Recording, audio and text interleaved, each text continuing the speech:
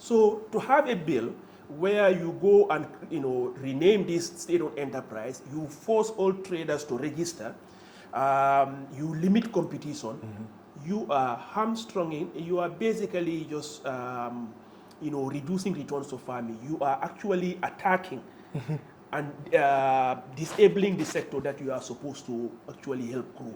No, thank you very much, Mr. Taylor. Thanks for having me. As you know, Ousman Gajigo. I'm a senior member of the Gambia for All Party. But also before going into politics, I've been a professional economist, and also I was and still I am a farmer. So I have my background in development economics and worked in multiple development institutions. Also operate multiple farms in the Gambia. Great. You've also written a piece. Yes. What's your opinion or view about how the government is handling this groundnut trade? We've also seen that currently, this few months, people should not be only NFMPSC, if I've said their name right. Yeah, nobody can remember this acronym yet. Yes, only they are allowed to buy groundnuts in the country. What's your take? No, I think it's very, very misguided. What this shows is basically a government that has lost sense of what their role is. See, a state-owned enterprise, like I'll call it the Groundnut GGC, the Groundnut Corporation, because the acronym is too long. The point of this is not to create a state-owned enterprise to be profitable. That is just a means to an end. You create a state-owned enterprise to address a market failure. If the private sector can do something and do it very well, the government should get out of the way. Indeed. Just simply regulate them, let the private sector do the work. The role of the government is not to create an entity to compete directly with the private sector. See, this issue here, having punitive penalties for private sector to engage in the trading of groundnut, having them register with their competitor, the state-owned enterprise, is completely misguided. Punitive penalties should be reserved for things when people are doing objectively bad things. When businesses are engaged in legitimate economic activities, your role should be merely to regulate it.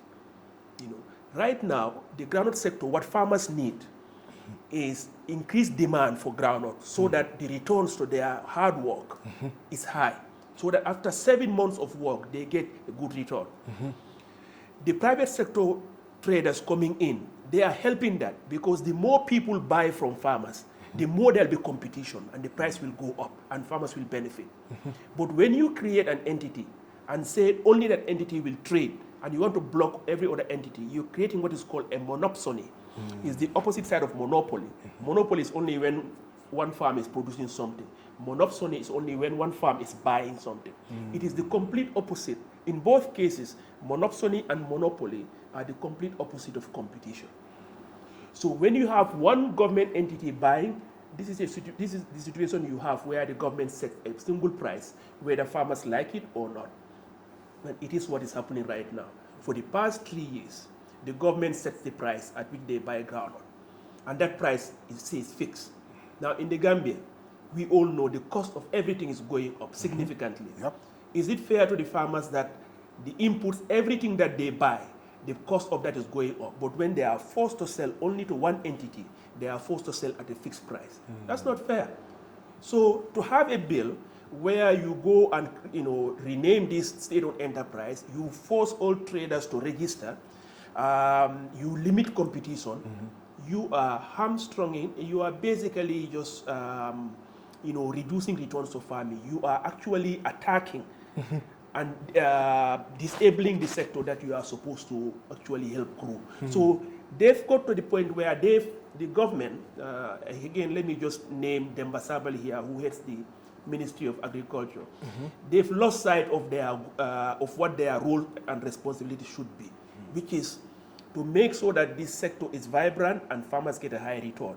They've now convinced themselves that their role is to make this company, this National Food Security Company, profitable. the profitability of national food sector is not a goal. In fact, it might be required that to help farmers, you need to close this company. We need processing in groundnut, the groundnut sector in the Gambia, but that's not the role of the government. The government is not constituted to run private businesses. The private sector, whether foreign or business, those are the ones that can do this, and we should let those people do this sort of thing. So it's a very misguided bill, and it's a pity that it has passed. It means not only has the government failed, but the National Assembly also failed in their oversight role in asking the required questions, in making sure that the bill goes back and it is fixed. Yes. So I don't think that it has passed as of yet, but we will be watching it. Okay.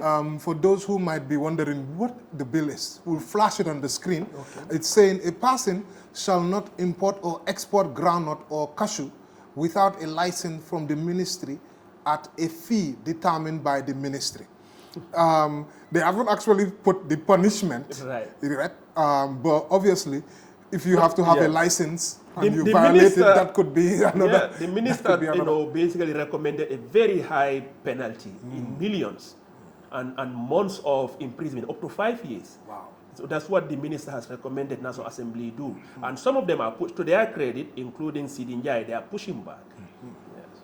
Very good. So maybe Parliament might do the needful on this one. If I may add something, actually, Gambia's own competition committee, commission, yes, GCCPC, yes, actually had a report in 2023 about this very issue. And they indicated that the government's policy of having private traders register within this National Food Security Company is actually bad for competition, bad for farmers. It depresses prices that farmers receive, and it basically kills competition. So it basically goes against the fundamental objective the government should be having in this sector, which is making sure that the farmers have good returns for their investment.